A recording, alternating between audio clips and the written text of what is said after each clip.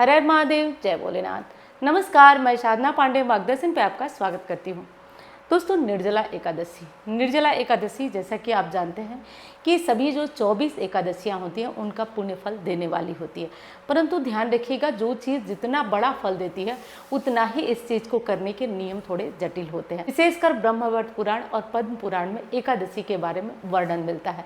तो आज के वीडियो में आपको संपूर्ण जानकारी A to Z, मतलब मैं कहूँगी कि ये आप इस वीडियो में किसी प्रकार की छोटी या बड़ी जानकारी छूटेगी नहीं। इसमें बहुत सारे प्रश्न ये भी आ रहे हैं कि पहली बार यदि हमें व्रत करना है तो हम कर सकते हैं या नहीं कर सकते हैं, पहली बार किन नियमों का पालन करना चाहिए, जो व्रत नहीं करता है मान लीजिए वो पुण्य फल कैसे प्राप्त करे। साथ साथ ये भी है कि जल इसमें यदि बहुत प्यास लगती है, जो कि स्वाभाविक है, संभव है, क्योंकि इतनी प्रचंड गर्मी है तो बहुत ज़्यादा प्यास लगेगी आपको, तो फिर पानी हम कब पिएं। अगली चीज है पारण का नियम, क्योंकि हर व्रत जो होता है वो मात्र एक दिन का व्रत होता है या अधिकतम एक दिन नहाने खाने वाला जो दिन होता है उस दिन थोड़ा नियम करना होता है। परंतु ये एकादशी पारण के दिन को भी व्रत के साथ जोड़कर पुण्य फल देता है, इसीलिए तो इस व्रत को व्रत राज कहा जाता है। देखिए, यदि आप झमेला नहीं पालना चाहते कि आप सारी एकादशी का व्रत करें, पूरी 24 एकादशी का व्रत करें, तो ये मैं नहीं कह रही हूँ, आप सभी जानते होंगे पूरा जो है पुण्य फल आपको देने वाली है सभी एकादशियों का।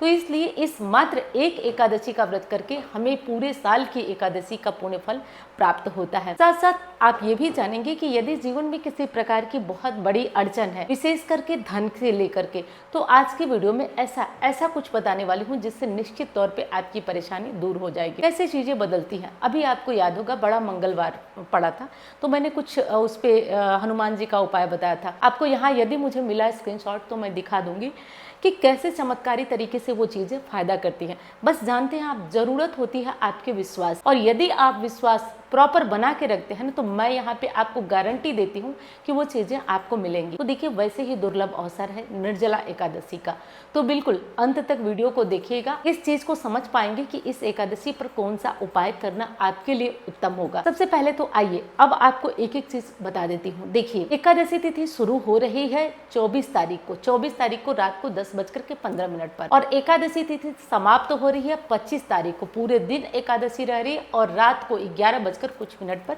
समाप्त हो रही है। अब ध्यान दीजिए, इस एकादशी में हमें किसी प्रकार की कोई दुविधा लेने की जरूरत ही नहीं है, क्योंकि शुद्ध एकादशी हमें 25 तारीख गुरुवार को मिल रही है। 25 तारीख गुरुवार की एकादशी होने के कारण ये एकादशी हमारे लिए और विशेष हो जा रही है। विशेष इसलिए कि गुरुवार ही वैसे नारायण माँ लक्ष्मी का दिन है, और इस दिन एकादशी जैसी तिथि पड़ जाए तो दिन और तिथि जब शुभ होते हैं, दोनों का मेल कर जाता है, यानी शुभ दिन भी हो और शुभ तिथि भी उस दिन हो जाए, तो ये तिथि हमारे लिए और विशेष हो जाएगा। इसीलिए मैंने आपसे पहले ही कहा कि आज जो उपाय बताऊंगी वो बहुत चमत्कारी और बहुत ही पावरफुल होगा।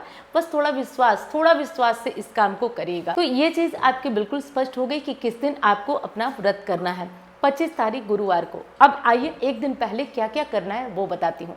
देखिए, आपको हमेशा मैं बताती हूँ ना कि 11 दिन तक तुलसी, मैं क्या, शास्त्र बताते हैं, मैं कौन होती हूँ बताने वाले। तो आपको तुलसी पत्र 11 दिन तक बासी नहीं होते हैं, परंतु ध्यान रखिए, जब आप ताजे हरे पत्ते नारायण को समर्पित करते हैं ना, तो इससे उनकी विशेष कृपा होती है, वे विशेष प्रसन्न होते हैं। तो एक दिन पहले आप हरे पत्ते तुलसी माँ से प्रार्थना करके तोड़ के रख लीजिए, क्योंकि एकादशी के दिन जो भोग वगैरह लगाएंगे उसमें ताजे पत्ते आप इस्तेमाल करें तो बेहतर है। ऐसा नहीं कि आप जो पुराने पत्ते हैं उनका इस्तेमाल नहीं कर सकते, बिल्कुल कर सकते हैं, लेकिन आप अगर तोड़ लेते हैं तो ये आपके लिए और बेहतर रहेगा। महिला हैं और यदि एकादशी का व्रत करती हैं तो आप आज के दिन, बुधवार के दिन, अच्छे से बाल वगैरह धो लीजिए।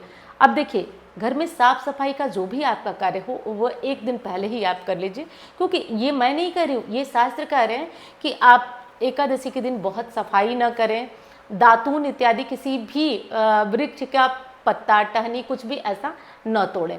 तो ये हमारे शास्त्र कह रहे हैं। तो इन नियमों का पालन हमें जहाँ तक हो जाए, सब कुछ तो नहीं, लेकिन हाँ जहाँ तक हो जाए वो अवश्य अनिवार्य रूप से करना चाहिए।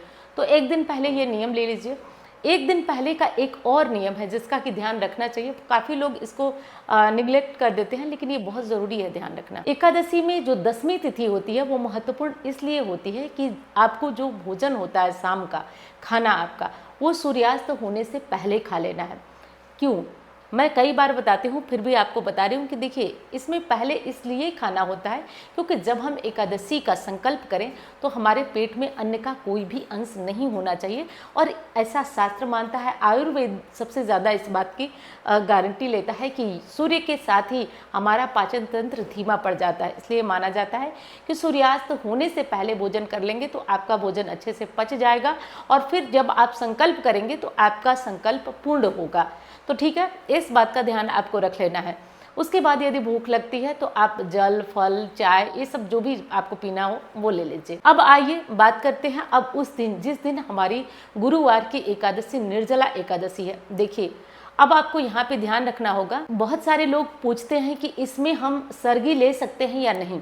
तो देखिए बिल्कुल आप इसमें उठ करके सरगी ले सकते हैं, लेकिन सरगी लेने का नियम है 3 बजे से पहले।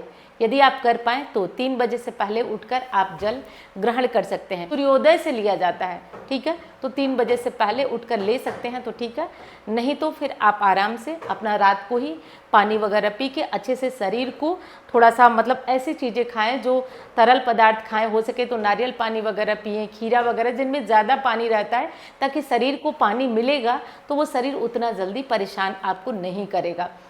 ये चीज़ें ध्यान रखिए। अब अगले दिन आपको जल्दी उठना है, मतलब जितना टाइम पे आप उठते हैं उतने टाइम से, जितने टाइम पे आप जगते हैं उससे लगभग आधे घंटे पहले हो सके तो आप जग जाइए।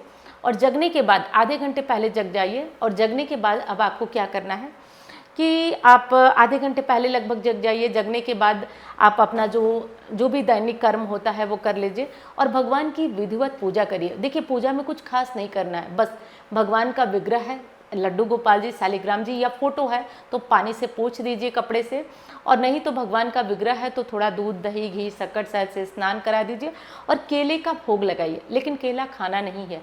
बहुत अच्छा रहेगा यदि आज आप केला बांट देते हैं ज़रूरतमंद लोगों में, ये काम कर दीजिएगा।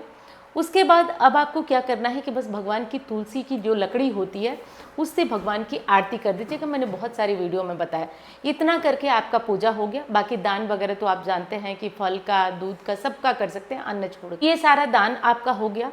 अब पूरे दिन हो सके तो ओम नमो भगवते वासुदेवाय इस तरह से करते हुए आपको अपना दिन व्यतीत करना है। अब एक और बात आएगी कि आज गुरुवार है और गुरुवार करने वाले बहुत सारे लोग मुझसे पूछ रहे हैं कि क्या किया जाए, कैसे व्रत किया जाए। तो देखिए उत्तम है, आज के दिन एकादशी और गुरुवार का संयोग उत्तम है। इसलिए जो चना और गुड़ आप प्रसाद स्वरूप ग्रहण करते हैं आप उसको अगले दिन शुक्रवार के दिन ग्रहण करिए। आज भगवान के नाम पे आप ऐसे ही व्रत करिए तो आपके लिए ज़्यादा पुण्य फलदायी होगा, क्योंकि गुरुवार का व्रत आप करते हैं उसमें अन्न ग्रहण करते हैं तो केवल गुरुवार का फल मिलेगा। और यदि आज आप अन्न नहीं ग्रहण करते हैं तो आपको साथ में एकादशी का भी पुण्य फल प्राप्त होगा। अब दूसरी बात आती है कि जो सारी एकादशी का व्रत करते हैं, 24 एकादशी का व्रत करते हैं, क्या उनके लिए भी निर्जल रहना ज़रूरी है?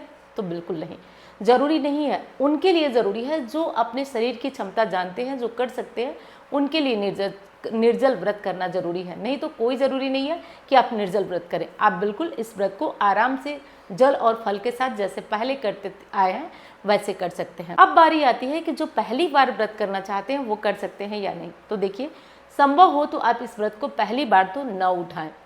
हाँ, पहले आपने कार्तिक की एकादशी या कोई एकादशी की है तो आप बिल्कुल इस एकादशी को कर सकते हैं, इस बात का ध्यान रखिए। अब यदि देखिए ज्येष्ठ का महीना सबसे गर्म महीना माना जाता है, सबसे तीक्ष्ण महीना माना जाता है। यदि आपको प्यास लग जाती है व्रत के बीच तो आप क्या करेंगे? देखिए प्यास लग जाती है तब आप एक काम करिए कि बहुत प्यास लग जाती है, एकदम शरीर सहन नहीं कर रहा है, तो इस स्थिति में आप जल में 2 बूंद गंगा जल मिलाइए और गंगा जल मिला करके आप उस जल को भगवान से प्रार्थना करके ग्रहण कीजिए। क्योंकि नर ही नारायण है, यदि प्राण सूख रहा है तो ऐसे व्रत का कोई मतलब नहीं है। हाँ, खुशी खुशी आप भजन कीर्तन करते हुए रह जाते हैं तो ये व्रत आपका खुशी खुशी माना जाएगा। किसी कारण से नहीं रख पाते हैं तो आप बिल्कुल जल ग्रहण कर लीजिए। कायदे से पूछे पारण कैसे करना है, तो देखिए अब यहाँ ध्यान रखिए। पारण बहुत सारे लोग कहते हैं कि दीदी जो है पारण हम रात को 12 बजे के बाद पानी पी सकते हैं या नहीं, निर्जला व्रत है। तो देखिए कायदे से नियम तो नहीं कहता है, क्योंकि जो पारण का मुहूर्त होता है ना, आपको उसी मुहूर्त में जल ग्रहण करना, ये नियम बता रही हूँ मैं। बाकी तो शरीर नहीं चले तो आप कभी भी पी सकते हैं। पारण का मतलब कि जल आपको उसी मुहूर्त में ग्रहण करना है जब आपका पारण होता है। ध्यान रखिए, इस व्रत में यदि आपने पारण के समय में जल भी ग्रहण किया ना, तो आपका व्रत माना जाएगा कि आपने पारण कर लिया, फिर आप अन्न बाद में भी खा सकते हैं। ये चीज़ आपको ध्यान रखना है। तो यदि संभव हो कायदे से एकदम व्रत करना चाहते हैं तो पारण के मुहूर्त में ही पारण करें। पारण का मुहूर्त भी आप नोट कीजिए, सुबह 5:25 से लेकर 8:10 तक ये पारण का मुहूर्त है। और इस मुहूर्त में भगवान का पंचामृत ग्रहण करिए, उसके बाद जल ग्रहण करिए, तो यही आपका पारण माना जाएगा। उसके बाद आप अन्न बाद में भी खा सकते हैं, क्योंकि जिस चीज़ का व्रत होता है ना, जैसे फलाहार व्रत होता है तो अन्न आहार को पारण माना जाता है, और निर्जला व्रत होता है तो जल ग्रहण करने को ही व्रत का जो खोलना माना जाता है, पारण माना जाता है। तो इस विशेष बात का आपको ध्यान रख के और अपना कार्य करना है। अब चलिए थोड़ा सा नियम जान लेते हैं पारण का। पारण में देखिए आपको क्या करना है कि सुबह अपना जब पारण का टाइम मैं बताई हूँ उस टाइम से पहले आप लोग जग जाइएगा। पारण से पहले जग के आप अपना स्नान ध्यान करके भगवान की पूजा प्रार्थना कर लीजिए। यदि खाना वगैरह बना लिए तो भगवान को भोग लगाइए, और उसके बाद आप भगवान का पंचामृत ले लीजिए, या पंचामृत नहीं, जो भी जल से आप स्नान करा है उसी जल को ग्रहण करके पारण करिए। ये व्रत है, हाँ बहुत कठिन है, इसमें किसी प्रकार की दो राय नहीं है, लेकिन हाँ शरीर करे और भगवान क्षमता देते हैं तो बिल्कुल इस व्यक्ति को, इस व्रत को आराम से व्यक्ति रह जाता है, कोई ऐसी दिक्कत नहीं आती है। तो इस तरीके से करके आपको व्रत करना है। अब ध्यान रखिएगा, पारण के दिन के नियम ये है कि पारण के दिन आपको क्या करना है कि आपको मसूर की दाल, बैगन, मूली, इन सब चीज़ों का त्याग करना है। पिछली बार कमेंट आया था कि मसूर की दाल को क्यों, वो तो अन्न है। देखिए शास्त्रों में बताया गया है कि मसूर की दाल की उत्पत्ति वहाँ से हुई जहाँ नंदिनी गाय का रक्त गिरा था, इसीलिए लाल रंग की मसूर जो है वो मांसाहार में आती है, इसलिए व्रत इत्यादि में इसको प्रयोग नहीं किया जाता है। तो इस विशेष बात का ध्यान रखिएगा। और हाँ, अब चलिए उपाय की तरफ चलते हैं। आपको कुछ विशेष उपाय भी बताती हूँ, क्योंकि ये संयोग हमारा बहुत ज़्यादा अमोघ है। देखिए क्या करना है आपको कि पीले रंग का सूती धागा ले लीजिए। पहले के टाइम में जिससे बिस्तर वगैरह बनाया जाता था वो धागा मिल जाता था। अब यदि नहीं मिले तो आप रील का धागा भी ले लीजिएगा और उसको हल्दी में या केसर में रंग लीजिएगा।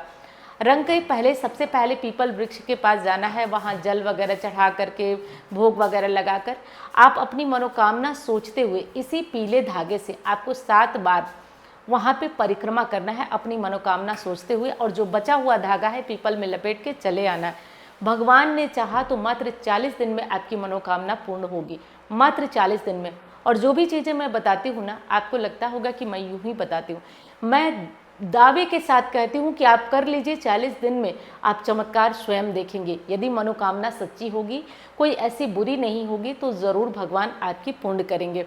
मैं बस इतना कहती हूँ कि आप कोई कुंडली मत दिखाइए, कुछ नहीं, बस 6 महीने चैनल के साथ जुड़े रहिए। और हाँ, जुड़े रहिए से याद आया कि यदि आपने चैनल को सब्सक्राइब नहीं किया तो ज़रूर करिए, और वीडियो को आपने लाइक नहीं किया तो एक लाइक भी कर दीजिए। और हाँ, आप किसी और को ये उपाय बताना चाहते हैं तो आप मुंह से बता सकते हैं, शेयर करना चाहें तो करिए, क्योंकि कहते हैं ना कि परहित सरस धर्म नहीं भाई, दूसरों की मदद करिए, भगवान की ये सच्ची सेवा है। अब अगला कौन सा उपाय है जिसे ज़रूर करना चाहिए? देखिए, यदि घर में बहुत ज़्यादा नकारात्मक ऊर्जा है किसी भी प्रकार से, यदि घर में बहुत ज़्यादा नकारात्मक ऊर्जा है किसी भी प्रकार से, कोई भी उपाय, कोई भी चीज़ आपको, कोई भी उपाय या कोई भी चीज़ आपको फ़ायदा नहीं कर रही है, तो उस स्थिति में आपको एक बहुत विशेष और बड़ा काम कर लेना है।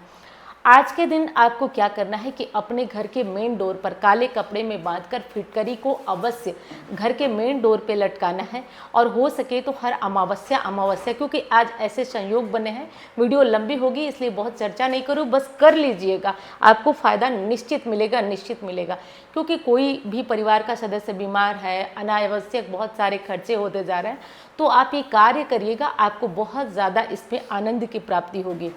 तीसरा बड़ा काम है जो आपको अवश्य करना है, आज के दिन आपको अपने घर के मेन डोर पर स्वास्तिक दोनों तरफ अवश्य बनाना है। दोनों तरफ स्वास्तिक बना दीजिए, और हो सके तो तुलसी जी के पास गाय के घी का एक चौमुखा दीपक संध्या के टाइम, शाम के टाइम जलाकर वहाँ बैठ कर के ओम नमो भगवते वासुदेवाय कहिए, बोलिए, और उसके बाद दिल से अपनी जो भी मनोकामना हो। और एक चीज़ समझिएगा, मैं आपको पूरे दावे, पूरे विश्वास से बताती हूँ कि आप इस कार्य को केवल 11 दिन करिए। वहाँ बैठकर ओम नमो भगवते वासुदेवाय कहिए और फिर दिल से उनसे जो भी अपनी मन्नत हो, घर में काम नहीं बन रहा हो, पति रिस्पेक्ट नहीं दे रहा हूँ, बच्चे नहीं सुन रहे हैं, नौकरी नहीं मिले, आप कहिए तो तुलसी जी वो है ना जो चमत्कार करती हैं आपके जीवन में। आप बस करके देख लीजिएगा। तो चलिए दोस्तों, वीडियो थोड़ी बड़ी हो जाती है, बहुत बहुत आप स्पीड से समझ सकते होंगे, बहुत तेज़ बोलने की कोशिश कर रहे हो फिर भी थोड़ी सी बड़ी हो जाती है। तो मैं उम्मीद करती हूँ वीडियो आपको पसंद आई होगी। अब मैं मिलती हूँ आपसे अन्य वीडियो में। धन्यवाद। हर हर महादेव।